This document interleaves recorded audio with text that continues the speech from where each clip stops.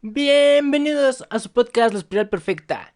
Yo soy Andoni y en el episodio de hoy les voy a contar la historia de Randall Goodfield, el asesino de la I-5 y ex Green Bay Packer.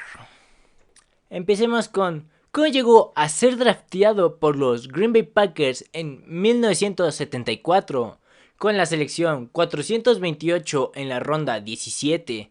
Es importante mencionar que durante la historia del draft, ha tenido diferentes rondas a lo largo de su historia. Por ejemplo, de 1960 a 1966 eran 20 rondas. De 1967 a 1976 eran 17 rondas. De 1977 a 1992 eran 12 rondas. En 1993 fueron 8 rondas y desde 1994 han sido 7 rondas en el draft. Y como pueden observar, el señor Goodfield estuvo a nada de no ser drafteado. Durante su instancia en la preparatoria Newport High School, participaría en el equipo de fútbol y en el de atletismo. Jugó en el colegial como wide receiver en el Treasure Valley Community College en 1969 y después se transfirió a Portland State en 1970, en donde estuvo hasta 1973. En su última temporada en Portland State fue el líder receptor del equipo.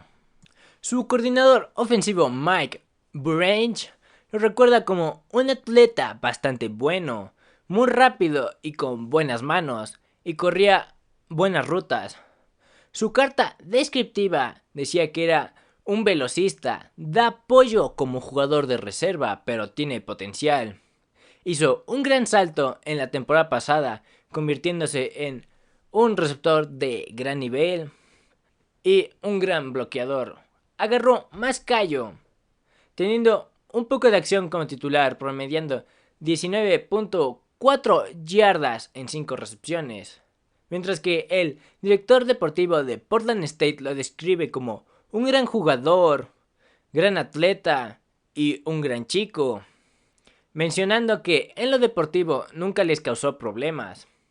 Mientras que el coach de la secundaria Tim Temple recuerda que no le gustaba ir hacia en medio, le gustaban las rutas hacia afuera. El contacto no era su fuerte, pero era bueno, un receptor sólido.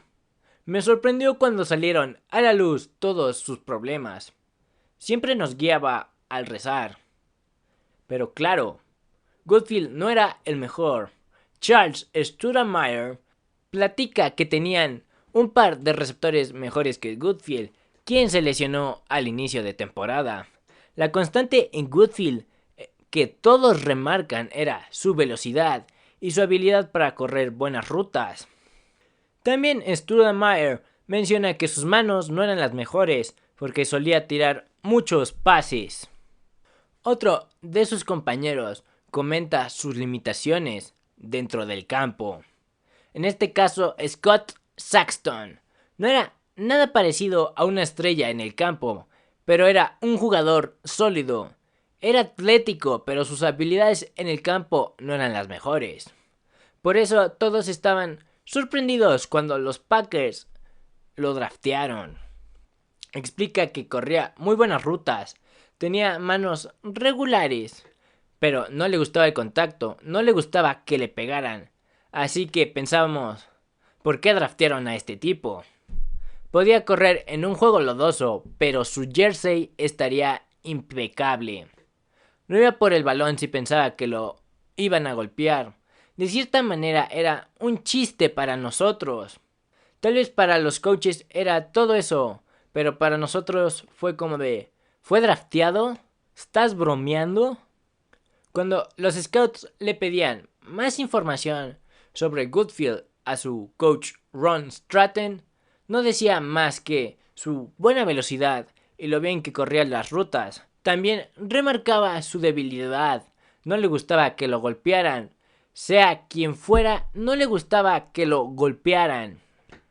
Su reporte del draft menciona que corría las 40 yardas en 4.7 segundos. Hacía buenos cortes. Es un jugador trabajador. Tiene buenas manos. Alguien fluido y rápido. Atrapa buenos balones en la multitud o entre los jugadores. Y saltaba bien por el balón. Fin del día, la fantasía de Goodfield con los Packers no duró mucho, ya que fue cortado por los mismos el 19 de agosto de 1974, justo antes de que empezara la temporada. Los Packers no le dijeron por qué lo cortaron. Goodfield lo acataba al juego terrestre dominante que tenían. La policía sostiene que los Packers tenían otras razones por qué lo cortaron, pero los Packers niegan hacer algún comentario sobre el asunto. A pesar de que no había registros públicos de arrestos de Randall Goodfield en el estado de Wisconsin, un detective descubrió que Goodfield estaba involucrado en al menos 10 casos de exposición indecente a lo largo del estado. Uno de los policías de Wisconsin recuerda que Goodfield no podía mantener sus partes adentro de sus pantalones. Con esto se puede entender que los Packers lo cortaron por sus problemas afuera del campo. Sus problemas empezaron a una temprana edad. Cuando estaba en preparatoria fue aprendido por exponerse ante mujeres en Yakina Bay Bridge. Sus coaches sabían sobre el asunto, pero lo ignoraron. Cuando cumplió 18, su historial fue borrado. Uno de sus compañeros de preparatoria menciona que era un tipo un poco raro. Un verano, creo que era junior, se metió en problemas en un estacionamiento afuera del Memorial Coliseum. Se estaba exponiendo indecentemente. No recuerdo si lo descubrimos en el momento o después. Uno trataba de ayudarlo. Tenía potencial como jugador, pero sí, tenía problemas entre sus orejas. Cuando estaba en Treasure Valley Community College, fue arrestado porque era sospechoso de saquear la casa de su exnovia, pero con muy poca evidencia se le encontró que era inocente. En Portland State fue arrestado varias veces por exposición indecente, de lo cual fue condenado 2 veces.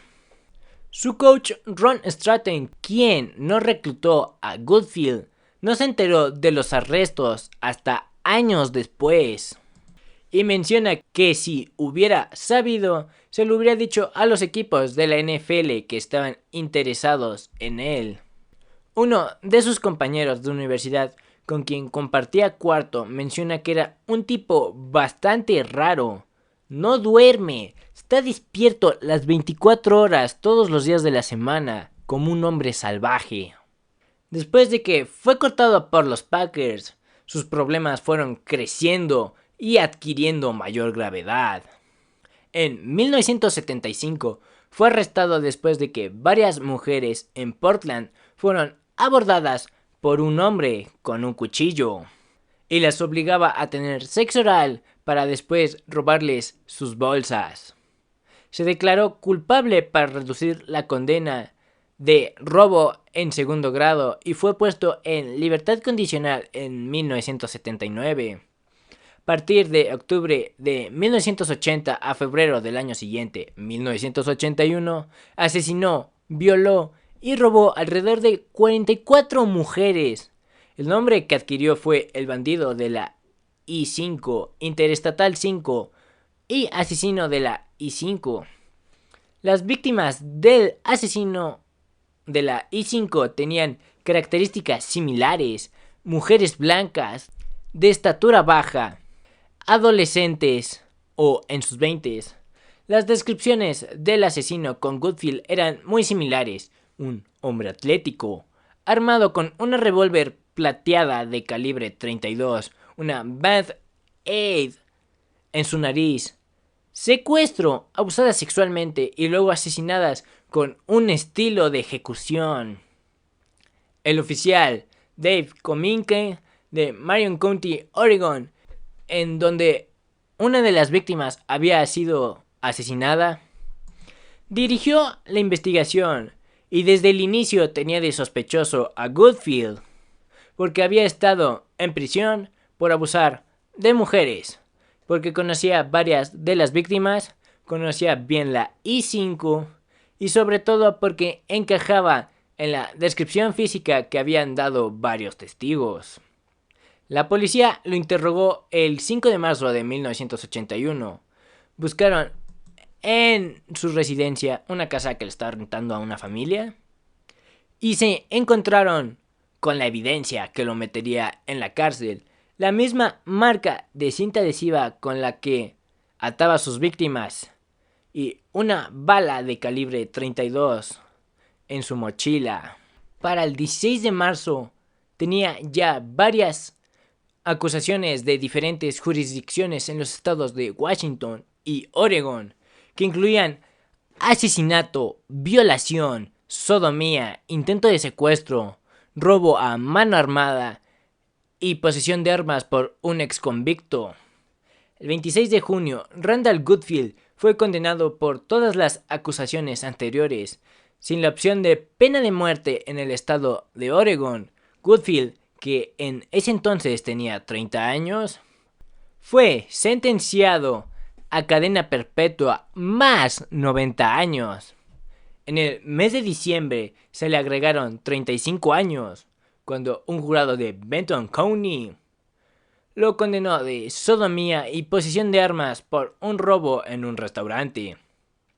La escritora Anne Rule, que escribió varios libros sobre asesinos seriales, entre ellos Ted Bundy y Randall Goodfield, concluye que Goodfield asesinaba a mujeres como una forma de rebelarse ante su madre y dos hermanas autoritarias. Otra teoría sugiere que algo sexualmente le pasó en su formación adolescente, que lo llevó a ver la actividad sexual como una manera de obtener poder en vez de una área de procreación e intimidad.